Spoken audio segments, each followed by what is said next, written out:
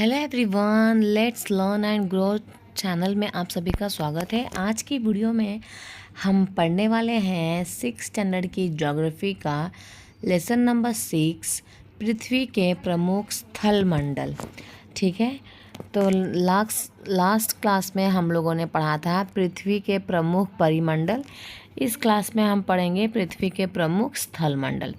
तो चलिए स्टार्ट करते हैं। स्टार्ट करने से पहले अगर चैनल को सब्सक्राइब नहीं किया है तो चैनल को सब्सक्राइब कर लीजिएगा और लाइक कमेंट शेयर ज़रूर कीजिएगा।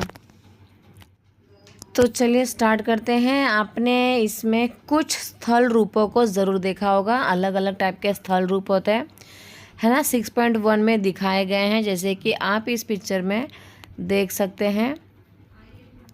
6.1 ये जो पिक्चर है इसमें आप देख सकते हैं डिफरेंट आपको स्थल दिख रहा होगा। यहाँ पे देखो पर्वत श्रृंखला है, यहाँ पे पहाड़ी, ये पठार है, ये झील है, ये सारी नदियाँ हैं।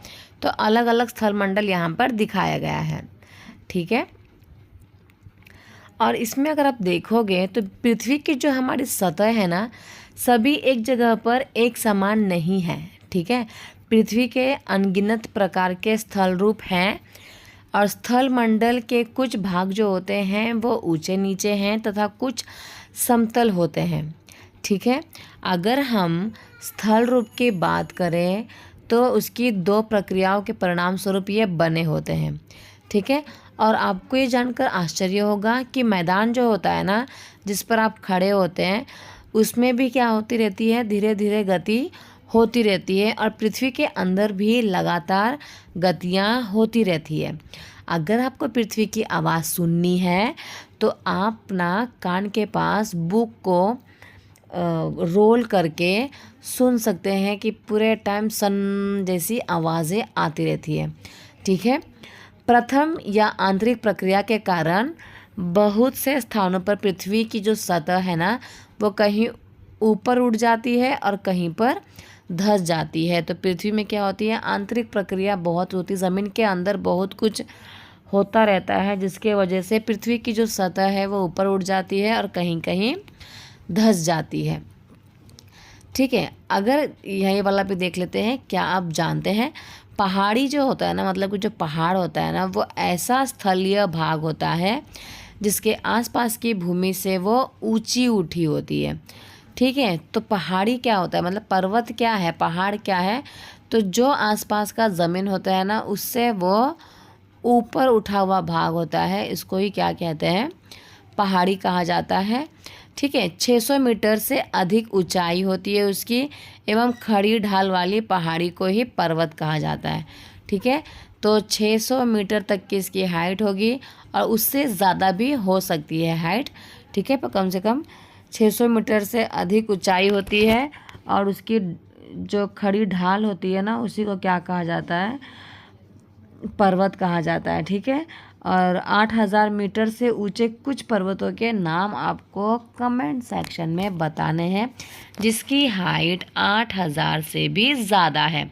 फॉर एग्ज़ाम्पल माउंट एवरेस्ट की बात करें, उसकी जो हाइट है वो है 8848 मीटर, है ना। इसके अलावा आपको मुझे कमेंट सेक्शन में बताना है।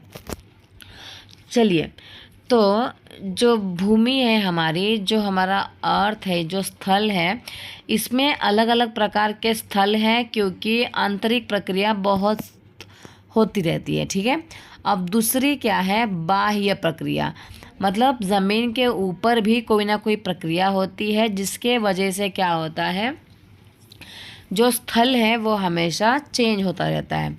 अगर बाह्य प्रक्रिया की बात करें तो स्थल के लगातार बनने एवं टूटने की ये प्रक्रिया होती है।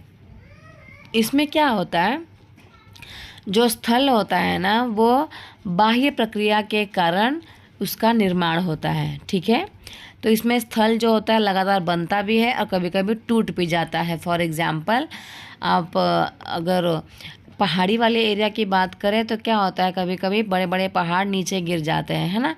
तो उसमें क्या होता है, जो हमारा लैंड है ना, प्रॉपर लैंड, उसमें बदलाव देखने को मिलते हैं।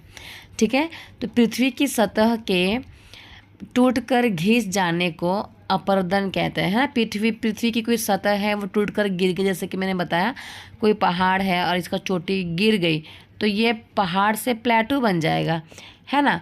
तो इसको क्या कहा जाता है, अपरदन कहा जाता है जब पृथ्वी की सतह टूट जाती है और घिस जाती है, ठीक है। अपरदन की क्रिया के द्वारा जो होता है सतह नीची हो जाती है तथा निष्पेक्षण की प्रक्रिया के द्वारा इनका फिर से निर्माण होता है। तो ये जो दो प्रक्रियाएं हैं ये बहते हुए जल, वायु तथा बर्फ के द्वारा होती हैं।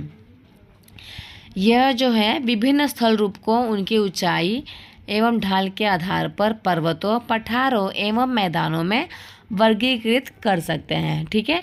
तो हमारे यहाँ पे जो स्थल मंडल है वो अलग अलग प्रकार के हैं। कोई कोई पहाड़ है, कोई कोई पठार है और कोई कोई समतल मैदान है।